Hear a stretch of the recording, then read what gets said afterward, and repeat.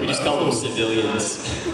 They're not even civilians anymore, like just normies. Like I'm sorry, but one of the best parts about this con, and tell me if you don't agree with me, is like the looks on everyone else's faces that are here going, what is going on?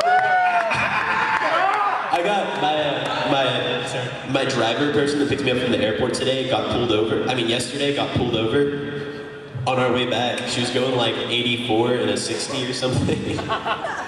And were you driving? No. Surprising. The car didn't wreck. Huh? The car didn't wreck, so he wasn't.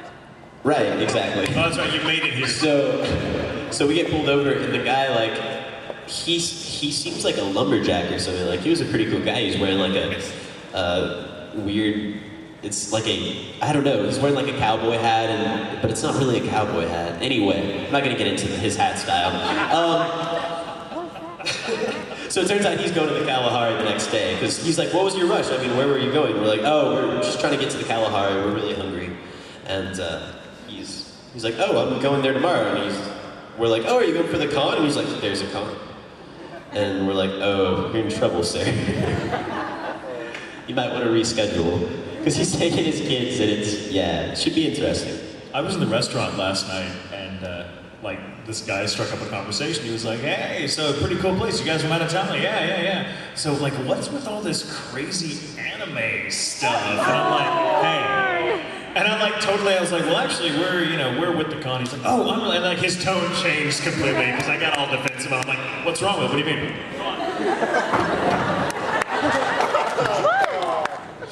And now he left. I'm kind of intimidated, not gonna lie. Like, what? I was kind of intimidated by the. I can do that. It's great. Oh, yeah? It's great. I'm not like a violent person, but I'm a big guy, so I can look like people that want to mess with me, which is great. Except when I get out of like a Miata or something, and then I look like a clown.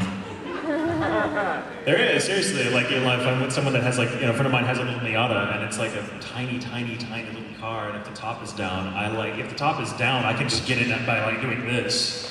And like sitting down, but it's like, this table is longer than it. I feel your pain. But yeah, so like getting in and out of the car, it's like you can't look tough. You're like, yeah, that's right. Have you ever ridden in Mike's car? What? Have you ridden in Mike's car? Yes. Mike McFarlane, director FMA, he drives this red Lotus. It's a Lotus. It is an awesome Lotus. It is intense, like, it's a cool car. It's one of those cars you can call him on the phone when he's driving it, and he'll be like, hey man, can I let you go? Because I really just want to listen to my car. Because it's like, he would drive me this car, and it is a sweet car. And when he first got it, he would take us all around, because you can only fit 2 people in it at a time. And barely that. And I made the car, and he's like, the best part about this car? And I'm like, you're like slapping, I'm like, dude, you're gonna get such a ticket. But he's good, he hasn't got a ticket yet. He hasn't gotten a ticket yet. I haven't gotten a ticket yet. He hasn't flipped it. He hasn't totaled it. He hasn't even scratched it. That car is his baby.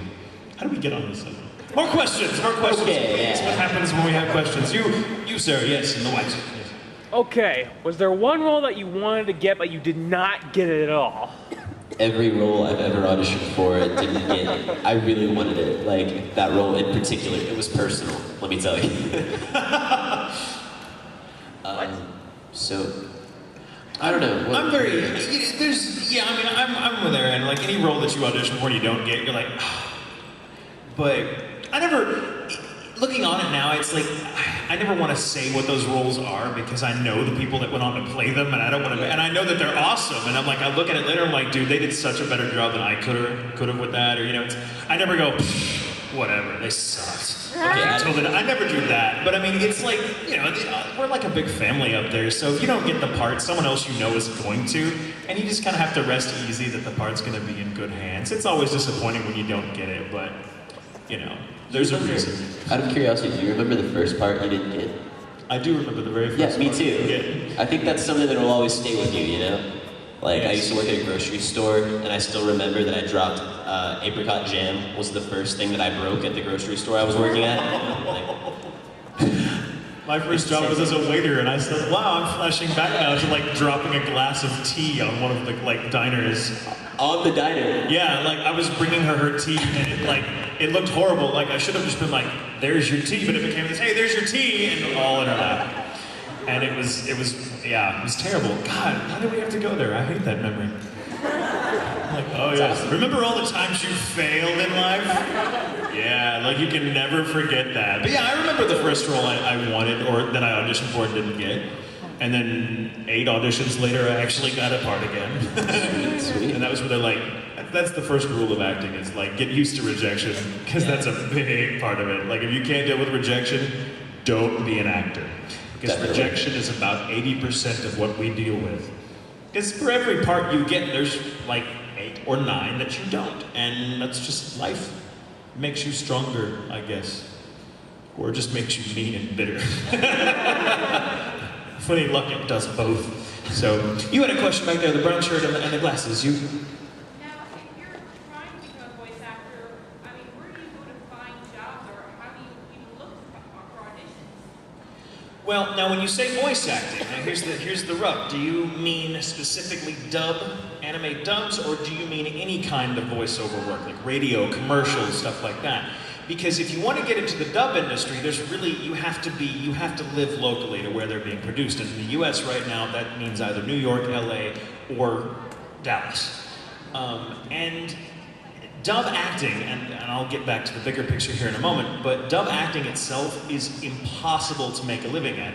You can't, all of us who do make a living in this industry do several things. I mean, if I didn't act, write, and direct, I couldn't pay my bills. Like I couldn't, even if I was up there every day, acting, which I am a lot of the times actually, because I get used a lot, thankfully, but it's too sporadic. You can't depend on that work because it's not like a 9-to-5 job. It's you get a job, they need you 4 hours here, 4 hours there, an hour here, an hour there. You may have 1 month where you don't do anything, and then you may have 1 month where you're so busy you want to pull your hair out.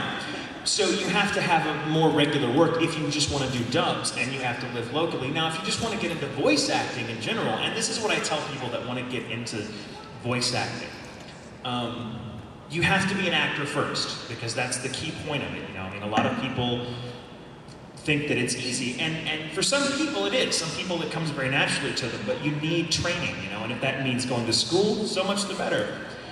If not, take a workshop. I mean, there's always something around, but if you have nothing available to you in your area, there's always community theater workshops, there's always a community college, you can sign up for a couple of theater classes. I mean, those are the best places to just learn the craft of acting, which is the fundamentals of any job you're going to do in this industry.